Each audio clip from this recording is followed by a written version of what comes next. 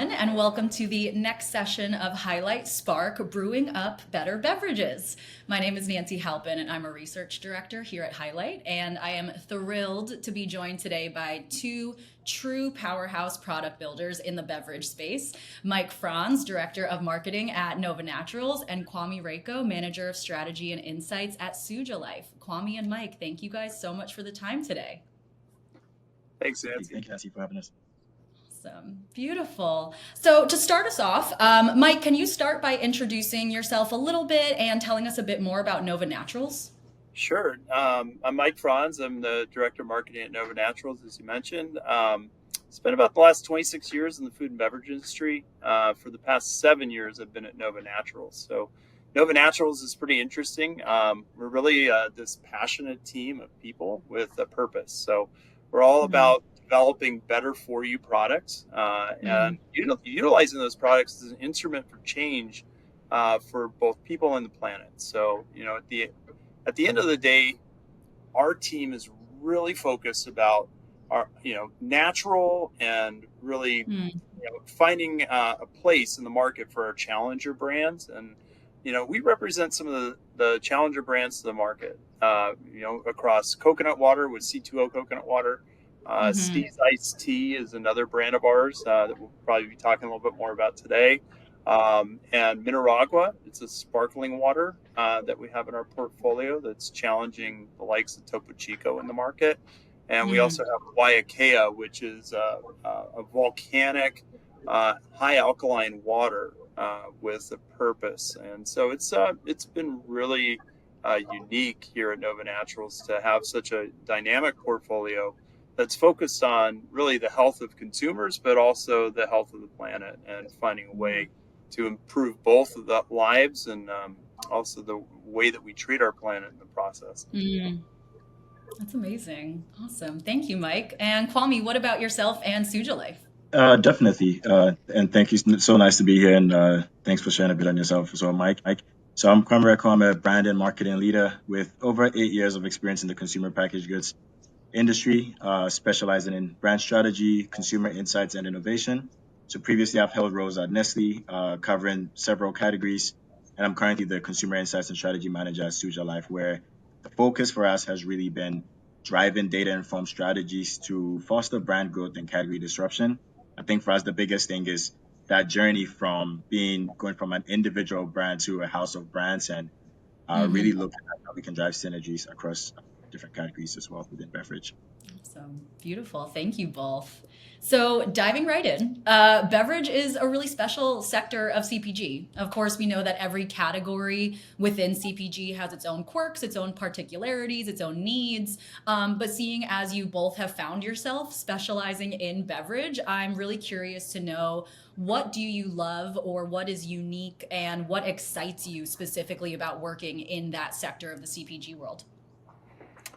I think for myself, it's really, beverage is immediate. Unlike most CPGs, it's really one of the few categories where a consumer can come in, try something new, and really make a decision instantly, whether they like it or don't like it with a strong opinion. So that kind of immediacy, really fuels, not just how they interpret the brand, but also the overall innovation strategy for how the brand can go about creating deeper connection with that consumer. So I think for myself, it's really that immediacy. That's so interesting. Yeah. Kwame, what about yourself? Absolutely. I think what I'll add to that is, for me, what I appreciate about the beverage world the most is it constantly tests your ability to deliver on both ends of the P&L, right? I think I'm someone that, throughout my career, I've always looked for that challenge. And I beverage provides a space in which that's very much prominent. On one hand, you really have to develop and market a compelling value proposition that not only resonates with consumers, but also wins in this hyper competitive, fast moving landscape. But then on the other hand as well, you've got to make it all work financially, right? That's navigating complex operations, especially in refrigerated and better for you segments where we work in Suja, we operate in Suja. Logistics, shelf life, things like cost can be really tough. So for me, that challenge is really what's exciting. And I see that working in beverage, it really allows me personally to flex more both that strategic arm and then also that creative problem solving arm as well, trying our best efforts to really craft exceptional products while also driving sustainable long-term business impacts, which I feel like both of those things are just as important. Yeah. Well, I find it so interesting that the way I'm kind of hearing both of your answers is the way that they kind of interlock as well, where the immediacy of someone either liking or disliking a beverage they've just bought could potentially mean you don't win them back if they don't like it. That immediate first impression, right? But then, Kwame, to your point about the hyper competitive nature of the market right now, it means that immediacy is even more important, maybe more than ever, right? So it's actually a very good segue into what I wanted to ask about next, which is, very specifically, there's been a huge proliferation of subcategories in beverage. We know that there's soft drinks, kombuchas. We have, lots of things that are really driving overall growth, but specifically in the non-alcoholic space. We know that non-alcoholic beverages are currently making up more than half, I think, of the market worldwide, really being driven by healthier options, a lot of emerging players that are coming up and kind of bringing new offerings to the table.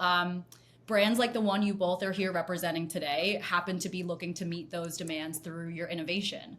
So I'm just curious what you've noticed in your years working in the CPG and beverage world about those shifting preferences. And then, Mike, you had kind of alluded to it earlier. How does that change the innovation strategy or innovation cycle? Yeah, I think, look, the unique thing about this industry is it's dynamic and it's always changing, right? You have changes in functions, you have changes in wellness that are required. You have changes in flavors that are, reflective of that, right? So it's becoming ever more competitive. There's tons of opportunity in the space. But however, it's very dynamic. There are times where it's fluid. So I think as a brand manager, you really have to really understand where the right intersection is for the product, the brand, the messaging.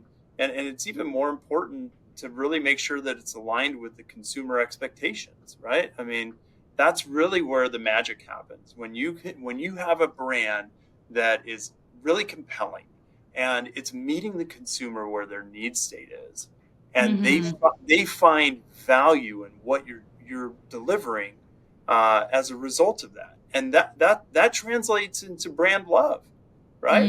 I mean, at the end of the day, we all want to be loved, either as individuals or as brands. And that's the truth, right? So I think there's a ton of different choices today, and those choices are great. But the consumers are the ones that are driving all this, and they're a bit more conscious than they have been in the past. In the requirements that they've got around their functional needs and their taste and preferences. I really love what Mike just said. I would say if you find product market fit, the rest of it is a breeze, as much of a breeze as it can be.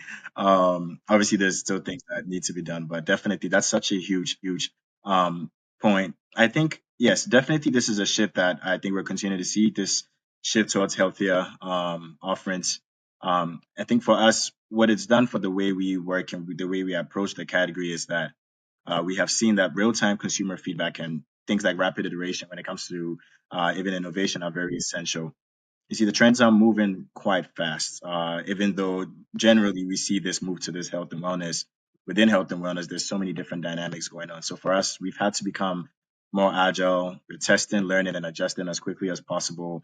And we've understood that it's really not about just innovation anymore. It's speed, precision, and trying as much as possible to some of what even Mike alluded to stay in sync with these evolving consumer needs.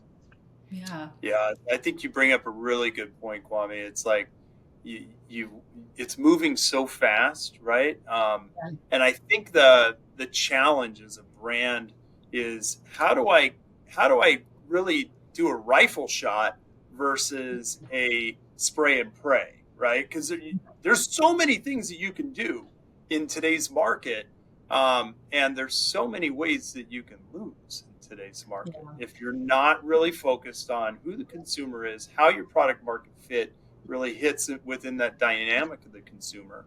And it's really interesting how it can even drive changes across brands. Yeah, I'm actually very curious. Kwame, you had mentioned kind of those the previous companies you had sat at, and Mike, with your years of experience, how do you think that has differed from the brands that you guys currently represent versus potentially like working at a Nestle and needing to renovate some legacy brands to meet shifting consumer needs that maybe historically weren't there? I'm just curious, kind of what your thoughts are on the challenges for a brand like the ones you both are at right now, or maybe for some of the larger historical CPG houses. Yeah, absolutely. I think for me, one of the things that was very significant about that move from kind of like big CPG to more of like a medium-sized range was just even the availability of data and information. You know, when you're going from working at, let's say in the pizza or snacking categories or meals categories that are a bit more established in that sense, to you're leaning more towards the health and wellness beverage segment. Sometimes even the availability of information can be a bit of a hurdle.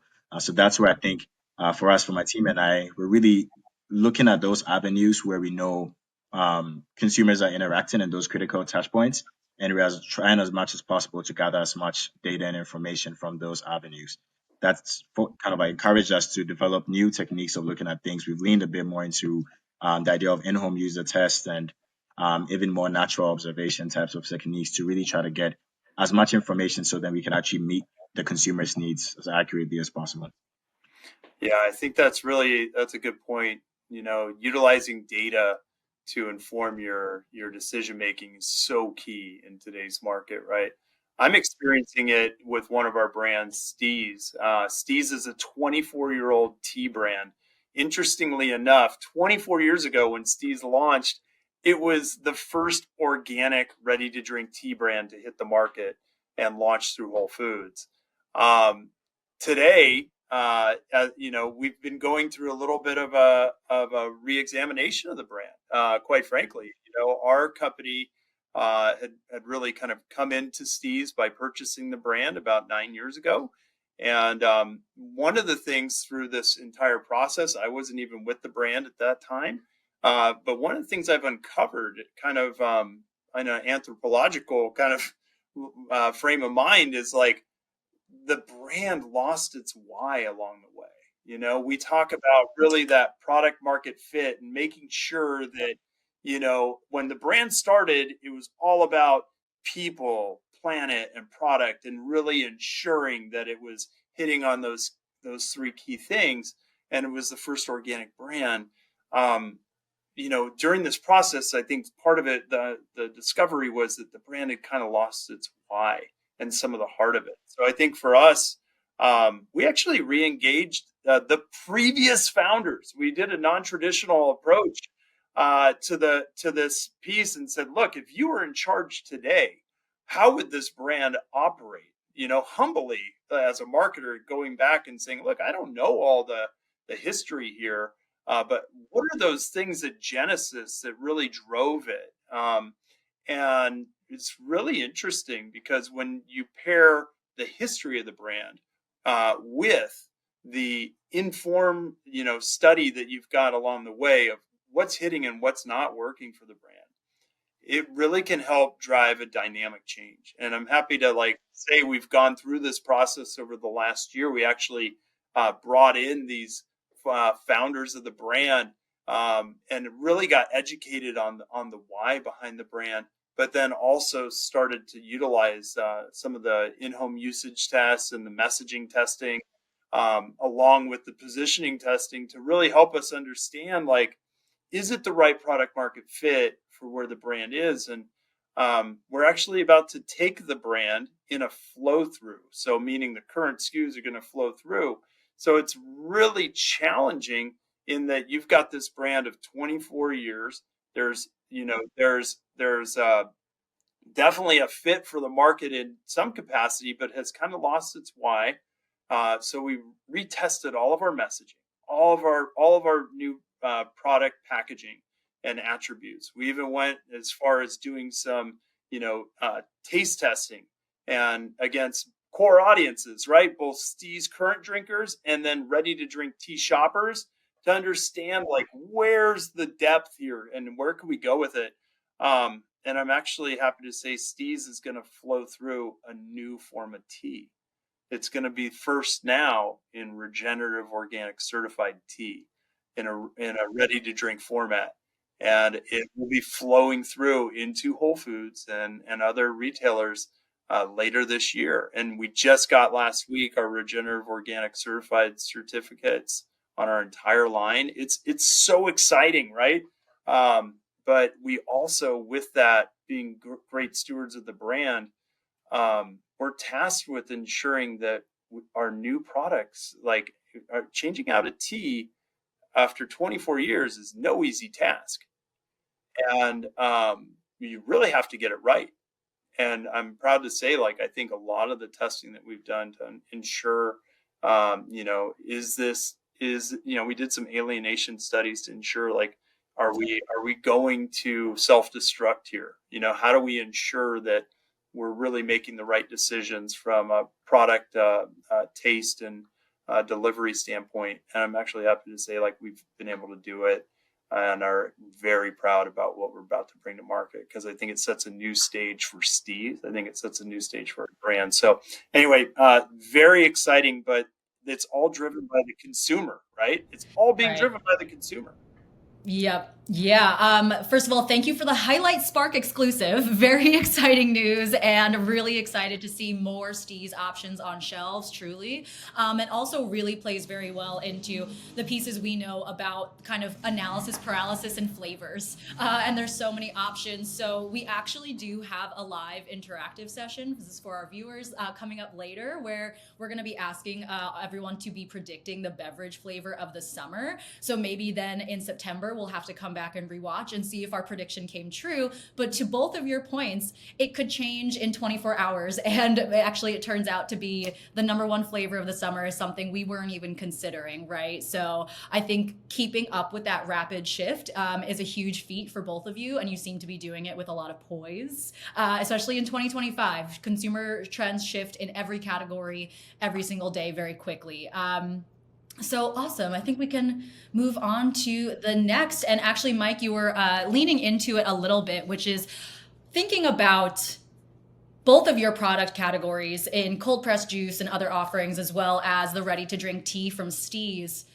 Steez has an interesting challenge that is people are very familiar with iced tea. We know what it is. We kind of have an expectation of what it should be when I drink it. Kwame, cold pressed juice obviously having blown up in popularity over the past decade, but maybe not as entrenched or has as high of a household penetration with consumers, right? So I'm curious what kind of the unique challenges are there in innovating for something that is very familiar to consumers versus a category that's still finding its popularity and its education amongst shoppers. Yeah, absolutely. I think for us coming in to this cold pressed juice category and seeing like the evolution we've had so far, it's been quite an incredible journey. When we first started, we were one of the initial, household names at the time within consumers that were looking for that product format and that benefit specifically. And now we've seen that the category has continued to grow. So for us, that gives us, it's like proof of concept for us in the sense of like, if this thing worked, and now we want to see where we can take it to in terms of that next level. But in terms of challenges, I think you hit the nail on the head. It really was just the awareness of not only what the product is, but how to even use it in a sense and what are the benefits as well. Right? We can do as much as we can to communicate that on pack and through the various areas, marketing vehicles as much as possible. But to some extent, even for a product like that, it needed some level of demonstration. We needed to show not just proof points of the benefits and how they've improved the lives of consumers, but how consumers even got there, right? In terms of like the different things that they did with it, not just drinking it directly, but even infusing it into their routines and their day to day life. So for us, the main thing for us was to really meet our consumers at those critical points where they were going to interact with our product the most. We understood that consumers that would be interested in a product like this, like those initial we call like innovators, right? The consumers that would initially be leaning more towards the cold press juice space. We knew the different kinds of media they're interacting with, and we also knew the places where they were shopping. So it took sometimes, to some extent, moving from the traditional, maybe more classical brick and mortar retailers to places like Whole Foods, where we knew that okay, this is where that consumer is going, and understanding what it's going to take to really meet that consumer there. And now that it's become more of it's a category or a subcategory that's getting more into that mainstream space as well. We are doing our best to adjust and continue to meet our consumers where they're going now today. Awesome. Mike, anything as well for you, and especially even outside of Steez, but the other Nova Naturals brands, just kind of the challenges of, to your point, how do you not alienate people who love your iced tea? Yeah. I mean, look, it's a delicate procedure, if you would, Yeah. right? Because no one wants to have to change the brand. It's not, but you do have to adjust the brand to so that it makes sense for consumers that are continually shifting, right? It's all about really sticking with your core consumer, Mm, and then also how do I take more consumers within the category on this beautiful ride with us, right? But that's not a nice theory, Mike. But how do you get there is through data, right? It's mm, through understanding. It's through really developing, a strategy, if you would, that's ingrained in, a process of understanding. Okay, our core consumer lives and operates like this, and here are the consumer touch points and where we interact with them, just like Kwame said, yeah. and not just interact with them, but can create an emotional connection with them, so Mm, that there's this love back and forth of our brands going into their households, and we want to really be the right evangelist for the brands, right? And being the right evangelist isn't just talking about your brand. It's really making mm, sure that at the point of connection, it's real, right? right. And the way that it becomes real is in the setup process, believe it or not. It's not just in going out and meeting a consumer. It's actually in the setup process. Like, how thoughtful are you about your brand? How intentional are you Mm, with those points of interaction with the consumers? And at the end of the day, does the product make sense for the consumer need set? Because mm, they'll determine if it does or doesn't. So you got to really make sure you do your research and that you have everything properly set up and aligned.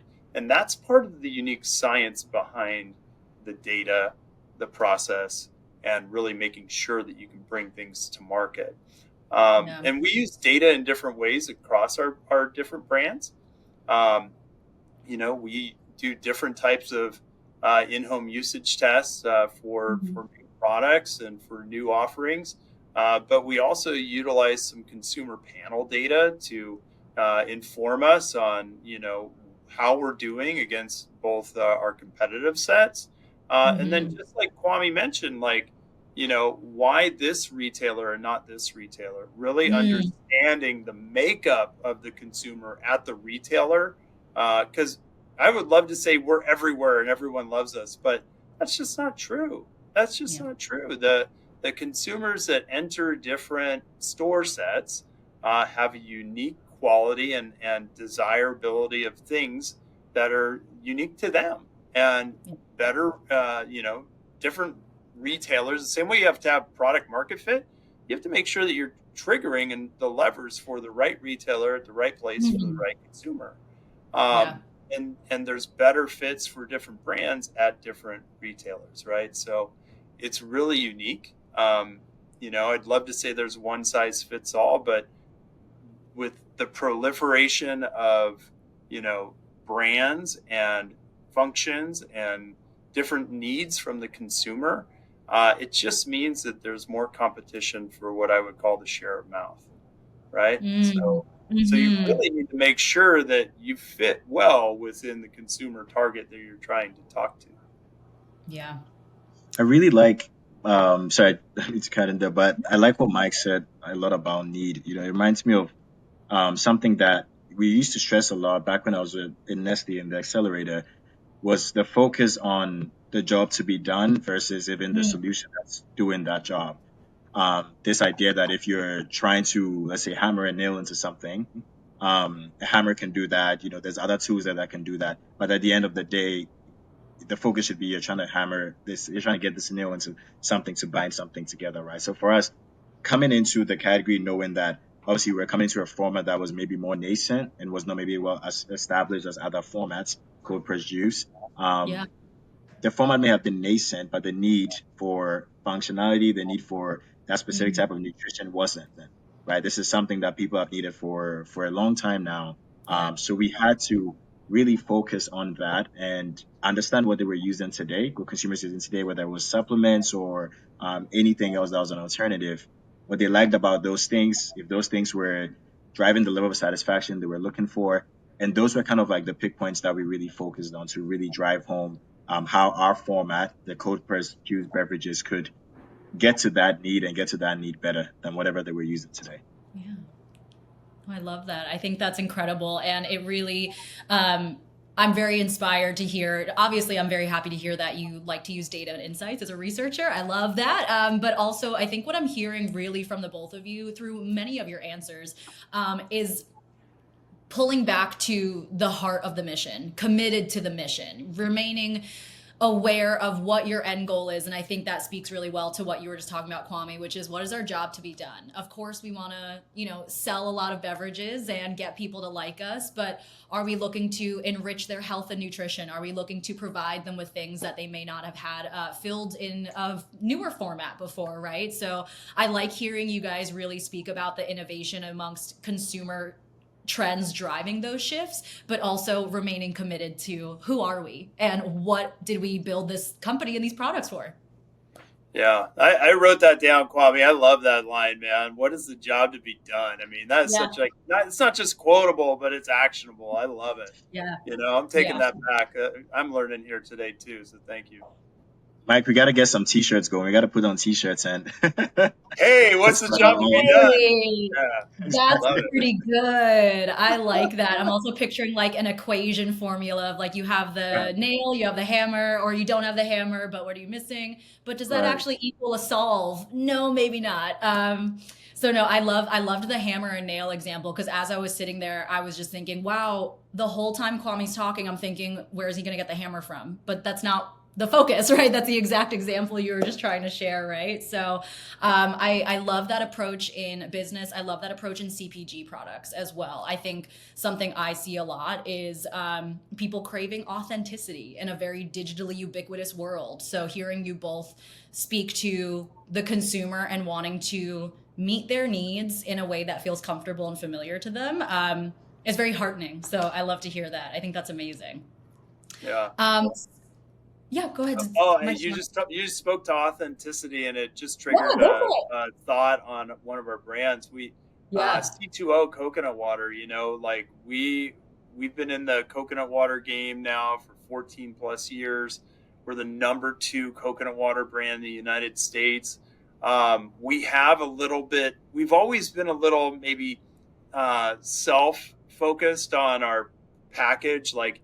It's Mm, not traditional. So like our 17.5 ounce can has these very unique ribs on it. And part of that is because it comes from Thailand where they have the best coconuts in the world, right? So the mm, product tastes absolutely amazing, but we've always been a little self-conscious of our ribbed cans because it's a little bit different than the yeah. market.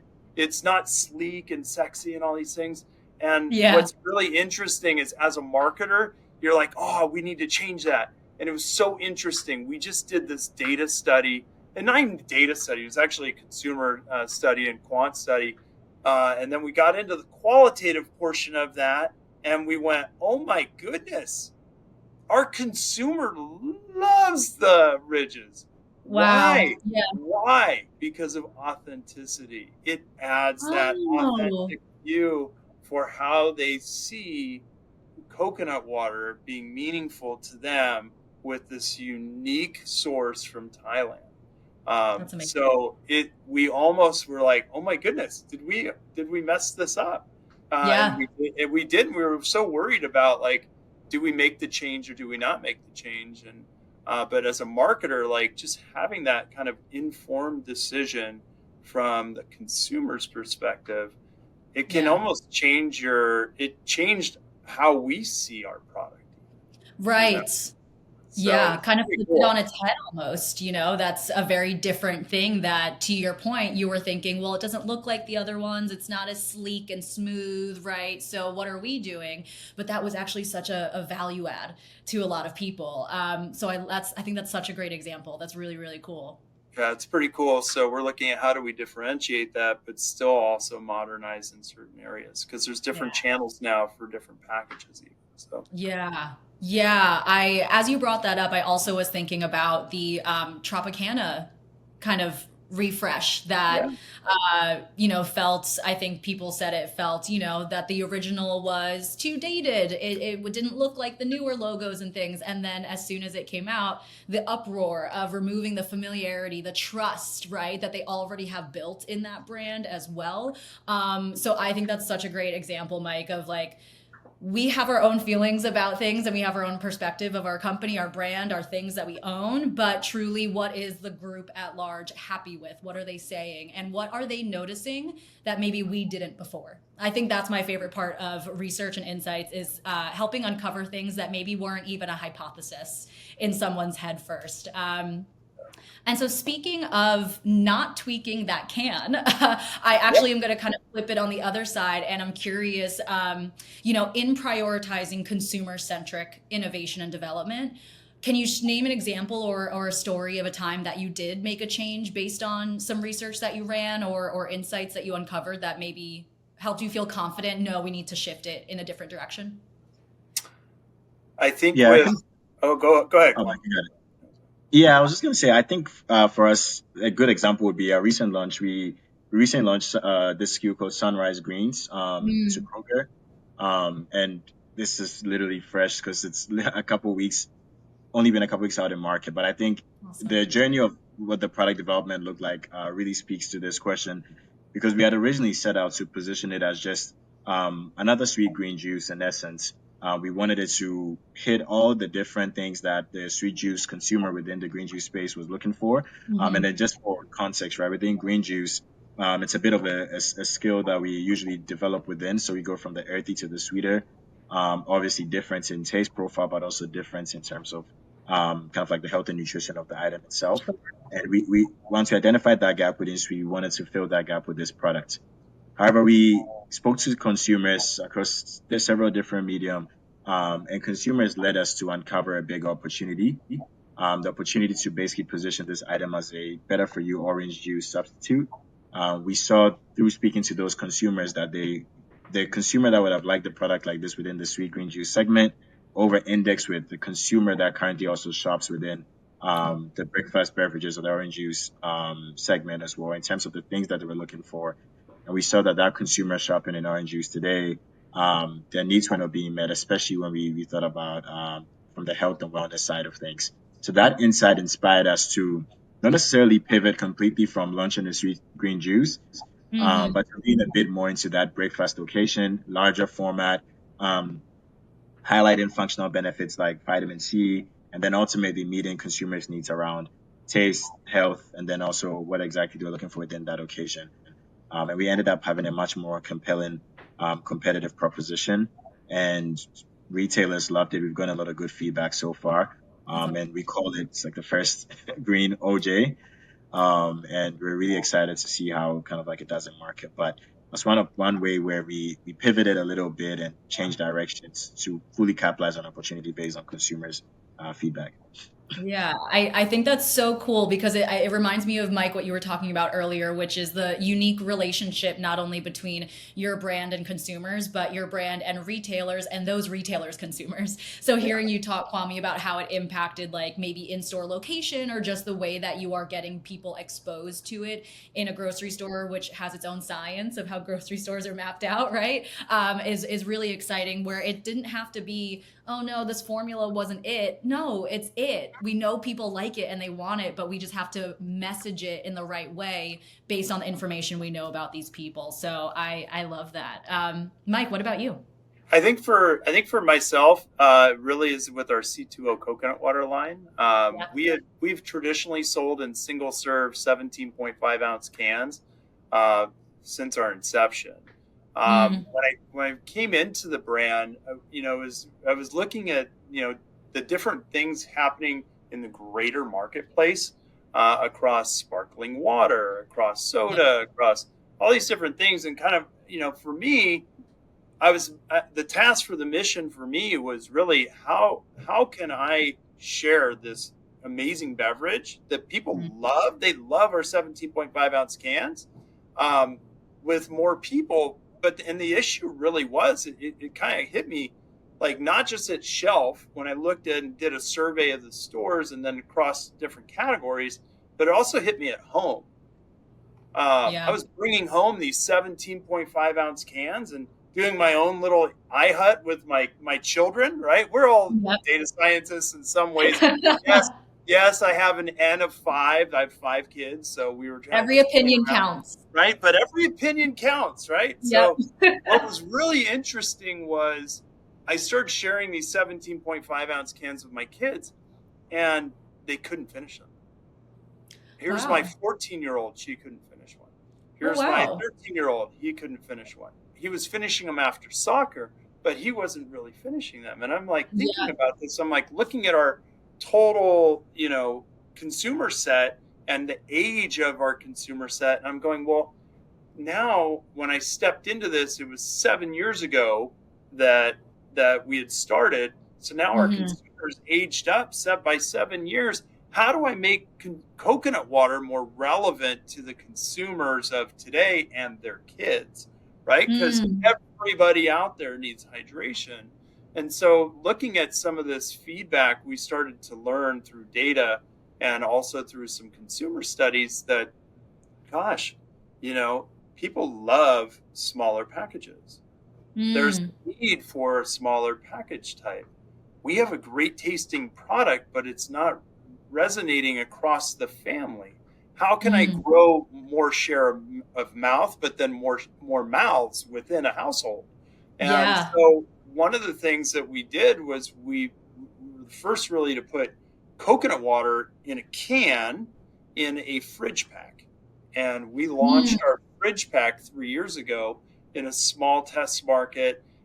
It's now the leading dollar growth item in the category across the board. It is a phenomenal product, and we're only getting more, subcategories of that product coming out. But it's really interesting. It's really helped us build consumer trust, because now we're entering the home and we're getting a one-to-many sampling that can be shared out at parties. Or taken very easily to soccer practice, or developed and placed in a cooler really easily. And it's so easy and convenient. They just grab one right out of the package that fits right into your fridge. It's very, very easy, right? So there's a lot of benefits there. But what's really interesting is, not only is it just a love of consumers, but they're also sharing it, right? So what was happening was people would come in and buy our product at the time 2 for $4, right? But what happens is you get 2 of these things, you spent $4 on it, and mom and dad don't want to share it. That's mine. Because last thing you want is your kids taking half of it and then leaving that other half to spoil. Yeah. So what occurs when you have an 8-pack? Hey, you want one? You promote internal sharing within your household. So it's really, really interesting on that dynamic. But when it comes to getting more placement in the store, that's where the rubber really hit the road. So not only did we get informed on the consumer side of things, but we also got, some of the proof in the pudding with the dollar value being driven through the category, which has allowed us to get more floor space on display in store and, beyond shelf activities. So it's been really a dynamic product for our set. Yeah. No, that's incredible. And I think one of the most interesting parts about the work that I get to do is similarly understanding, okay, is this the right consumer for my product? Maybe, but what happens when they take it home? what happens then, right? How can we help understand or measure the impact of your brand truly beyond someone that I might not be able to reach with a market research panel and run a survey, but I can understand through whoever is primarily responsible for shopping in the household. How do they like this brand? What is their frequency of shopping? Who are they sharing it with? What events are they bringing it to that might then share that spread that share of mouth as well? So no, I think that's really insightful because it's one of the most important and exciting parts of the work that I do on the research end is it doesn't just stop with whoever pays, whoever hands over their credit card, right? It goes so much further than that. Beautiful. So we have a couple of minutes left. I want to shift gears tiny bit and ask very specifically about your individual brands. So Kwame, specifically about Suja Life, the past several years, I know personally, I've seen its explosion in popularity just through the way it comes into more stores, especially across New York, small delis, every corner store, things like that. It's been an incredible journey, and I'm just curious to hear what are plans for continuing that success on shelf, and maybe where can people find a bottle if they've never tried Suja Life before? Definitely. And that New York region specifically, the salesperson that leads that is a very close buddy. So shout out to shout out to him. Amazing. Um, but definitely, yeah. So we've had, I think I mentioned before, we've had an incredible journey. When Suja first started, we started with Suja's cold pressed juices, and it was really built on a commitment to high quality ingredients and functional wellness. Right, those were the things that we leaned into to really drive that resonance. And then also, of course, support from strategic retail relationships that helped us scale quickly and then further establish that credibility with consumers. Since then, we've evolved into a house of brands with Suja and Vibe Shots, and then now our newly launched Slice. This is our Better For You soda, which is now in major national retailers.